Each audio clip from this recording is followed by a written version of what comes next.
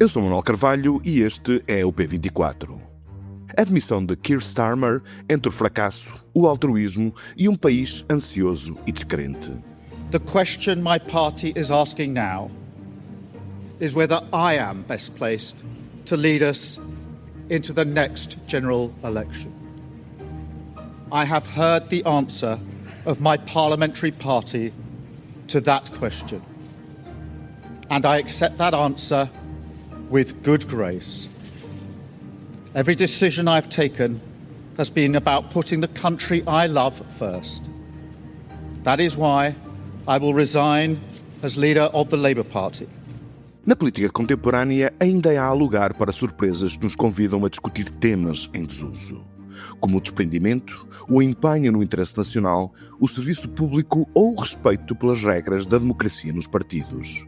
Keir Starmer, o primeiro-ministro do Reino Unido, demitiu-se esta segunda-feira e no seu discurso, do qual ouvimos uma pequena parte, estão elencadas muitas destas questões. No essencial, porém, o que ele disse aos seus concidadãos e ao mundo é que deixara de ser a pessoa indicada para dirigir o Partido Trabalhista nas suas próximas batalhas, que era incapaz de se manter em funções. E disse também que chegara a essa conclusão depois de medir o grau de aprovação dos seus deputados ao seu mandato como líder partidário e como primeiro-ministro. É cada vez mais raro haver gestos destes na política. Starmer teve 718 dias de mandato em Downing Street. Falta ainda muito tempo para acabar a sua legislatura. Mas esse muito tempo ia obrigá-lo a um combate político com os seus deputados e líderes partidários que não seria bom para ninguém, até para ele, que se arriscava a perder essa batalha. Como muitos analistas observaram, Keir Starmer não foi um bom primeiro-ministro. Falhou muitas das suas metas e revelou-se como um líder sem clareza de propósitos e com falta de uma visão e propostas assumidas para o seu país. Depois da derrota das autárquicas em maio, sabia que jamais seria capaz de restaurar a sua autoridade no partido ou na liderança no país. Tratou por isso de esperar que um dos seus rivais declarados, o ex-presidente da Câmara de Manchester, Kenny Burnham, fosse eleito para o Parlamento, o que aconteceu na passada quinta-feira, para entregar os destinos do Parlamento e do Governo aos membros do seu partido. Em setembro, os trabalhistas e o Reino Unido terão um novo homem no leme. Faz pouco sentido avaliar se Starmer fez o que pôde ou se podia fazer mais. Mais importante é notar que o Reino Unido consumiu o seu 6º primeiro-ministro em 10 anos. Que depois de resistir às vagas do extremismo europeu dos anos de 1920 ou 1930, o país está agora ameaçado, e pela primeira vez, pela extrema-direita de Farage. O que os custos do Brexit, cujo referendo aconteceu faz hoje 10 anos, são cada vez mais assombrosos. O que se passa no Reino Unido? Tema para uma conversa com o jornalista António Saraiva Lima. O António é jornalista da equipa do Internacional do Público e acompanha com particular proximidade o noticiário que nos chega do Reino Unido. Este é o P24, o seu dia começa aqui. António Saraiva Lima, muito obrigado por vires ao P24, é um prazer ter-te aqui connosco para discutir esta questão, que é sem dúvida uma questão extremamente importante, não apenas para o Reino Unido, mas também para a Europa e para o mundo. Mas eu começava por te perguntar o seguinte: Keir Starmer demitiu-se depois de ter dito várias vezes que não se demitia. Admitia inclusivamente entrar numas eleições diretas se alguém, portanto, ousasse ou decidisse desafiá-lo na liderança do Partido Trabalhista. Mas até que ponto esta renúncia que nós conhecemos no princípio desta semana é uma derrota pessoal e até que ponto esta demissão é um retrato de um país que está numa crise profunda já há alguns anos?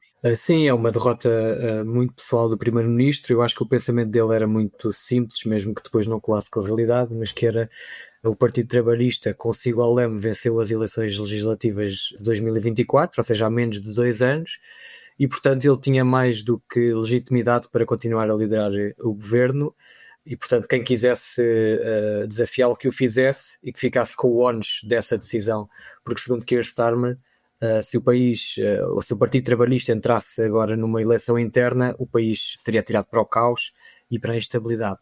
Eu acho que esta demissão tem várias dimensões. há uma dimensão que obviamente tem a ver com a liderança de Keir Starmer, não só as decisões políticas que tomou ou não tomou, mas também as suas características pessoais. É um político que não é muito carismático, não é muito inspirador. A estratégia que ele utilizou para que o Partido Trabalhista vencesse as eleições de 2024 foi muito específica, mas fez com que ele recentrasse o partido ideologicamente e, portanto, depois a partir daí seria muito difícil voltar a ir buscar, por exemplo, os eleitores mais à esquerda. Há obviamente também a dimensão partidária e eu acho que foi isso que ele percebeu nas últimas horas. Sim, essa é uma questão importante. Ele, de alguma forma, portanto, tinha elementos mais que suficientes para ter a certeza de que, se fosse desafiado, como ameaçou ser desafiado, ele, portanto, a probabilidade de vencer uma disputa interna seria muito reduzida. Isso terá contado também. Sim, sem dúvida. Ele percebeu muito rapidamente que não tinha o apoio da maioria não tinha o apoio dos militantes, em primeiro lugar, mas também dos deputados do partido. Eu acho que o que ele tentou fazer foi um bocadinho de um chamado all-in, porque se por acaso houvesse uma disputa interna e ele conseguisse colocar então esse ónus do caos e da estabilidade noutra pessoa, e se ele vencesse, ganharia aqui uma legitimidade que não estava a conseguir nem nas sondagens, nem nas eleições autárquicas que houve há um mês e também no ano passado, e portanto acho que essa foi a estratégia dele. Mas acompanhando a governação de Keir Starmer já há alguns meses que esta decisão parecia inevitável, eu acho que um dos elementos disto que estamos a assistir no Reino Unido não é exclusivo do Reino Unido, tem a ver com desafios que as democracias liberais estão a passar neste momento e que é aquela ideia de que as pessoas continuam a não ver melhorias na sua vida, seja em termos financeiros, seja em termos de progressão no trabalho, e portanto para Keir Starmer, que chegou ao poder prometendo uma mudança, foi a palavra que ele mais utilizou em 2024 e ao longo dos últimos 2 anos, que foi ele mudou o Partido Trabalhista, ele prometia uma mudança em comparação com o Partido Conservador. Se as pessoas não sentem isso no seu bolso, isso acaba por muito rapidamente a popularidade crescer. Certo, e ao mesmo tempo é também esse sentimento que é transversal, como tu disseste, a todas as democracias liberais, é esse tipo de sentimento que está de alguma forma também a propulsionar o crescimento do Sr. Farage e do Reform UK. Mas de qualquer forma, outra característica que lhe é muitas vezes assacadas, e eu pergunto, tu subscreves essa visão, que acompanhas de perto, portanto, tudo aquilo que se passa na política do Reino Unido, é a sua indecisão e a sua incapacidade, portanto, de ter um projeto claro, de muitas vezes tergiversar em matérias sensíveis, como sejam, por exemplo, os impostos ou a gestão dos serviços públicos. Achas que essa fragilidade, digamos assim, pode ter pesado na sua queda política? Sim, eu acho que essas indecisões de Keir Starmer estão muito relacionadas com um tema que é tabu no Reino Unido ainda, por causa da natureza polarizadora desse processo, que foi o Brexit.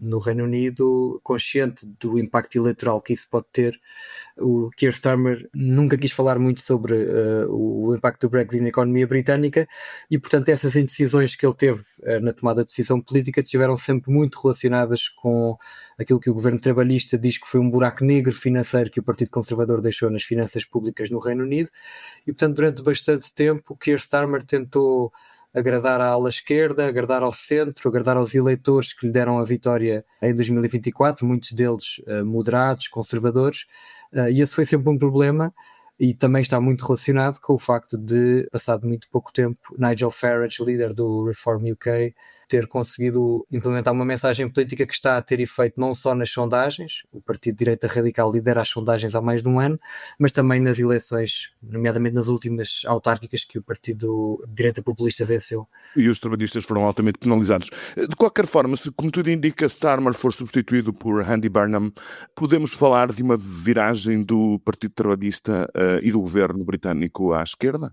Vamos ver, o Andy Burnham faz parte, ou vem da ala progressista do Partido Trabalhista, apesar de ter feito parte do governo de Tony Blair, um dos governos mais ao centro do partido, mas é acima de tudo uma pessoa que está ligada a Gordon Brown, esteve muito tempo no Parlamento, ele concorreu à liderança do Labour em 2010 e em 2015, tendo sido derrotado, e quando foi presidente da Câmara de Manchester, desde 2017, tentou implementar um tipo de política que ele chamou de socialismo amigo das empresas.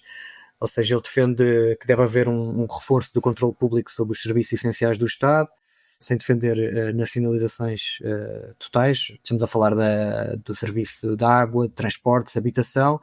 Nos últimos tempos ele falou várias vezes de forma crítica dos efeitos nefastos dos últimos 40 anos de neoliberalismo, promete reindustrializar o país. A questão é que quando começou a ser mais do que óbvio que ele seria candidato e que iria vencer e suceder a Keir Starmer, ele também voltou atrás em algumas destas promessas ou destas ideias políticas também, não sei, numa lógica de acalmar os mercados financeiros. Portanto, temos de esperar para ver.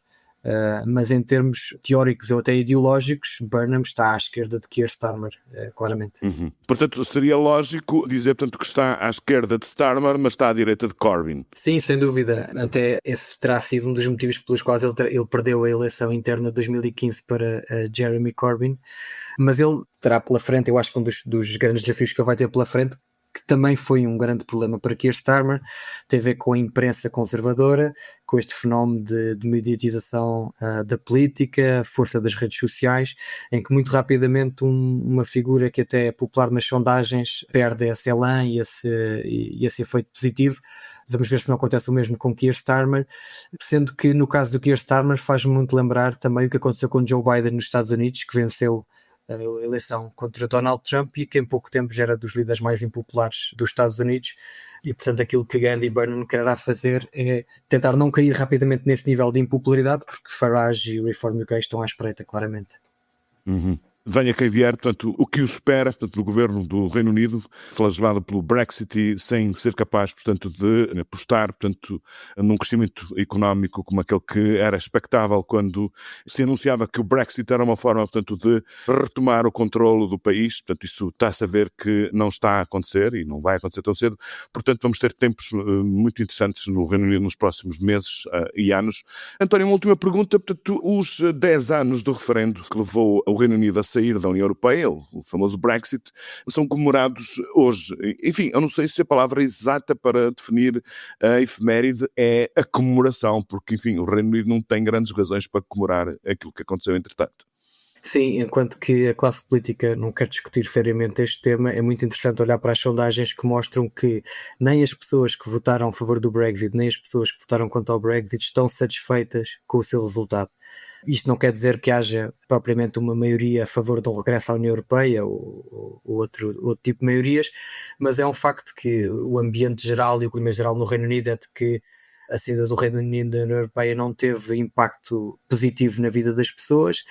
Os eleitores e principalmente os políticos mais ligados ao Brexit acusam os governos conservadores e Keir Starmer de não ter ido suficientemente longe, nomeadamente na imigração. As pessoas pró-europeias e que votaram contra a saída do Reino Unido da União Europeia olham essencialmente para questões de ordem económica, porque dos fenómenos que temos assistido nos últimos meses é que cada vez que há uma crise energética, uma crise financeira, o Reino Unido parece estar a sentir muito mais rapidamente esses efeitos do que os outros 27 membros na União Europeia. E numa altura em que há uma guerra na Ucrânia e uma guerra no Médio Oriente por resolver, este também foi mais um grande desafio para Keir Starmer. António Saraiva Lima, muito obrigado por teres vindo ao P24. Foi um prazer ter-te aqui connosco e até breve. Até breve, um abraço. Mas, afinal, haverá noite como esta? A verdadeira noite da igualdade, onde a democracia se exerce e vibra à força do martelinho ou do alho porro, que nos coloca a todos na mesma situação de poder ou de fragilidade. Onde se nota na multidão ou nas rodas mais pequenas de amigos ou familiares o irreprimível desejo de ser feliz, de dizer disparates sem censura ou de entabular estranhas formas de relacionamento à força da martelada, como a moça bonita, o careca, a velhinha ou o polícia. O Porto é, entre muitas coisas, um paradoxo repartido entre a cidade cosmopolita e europeia e as suas raízes ancestrais feitas com as heranças do Minho atrás dos montes.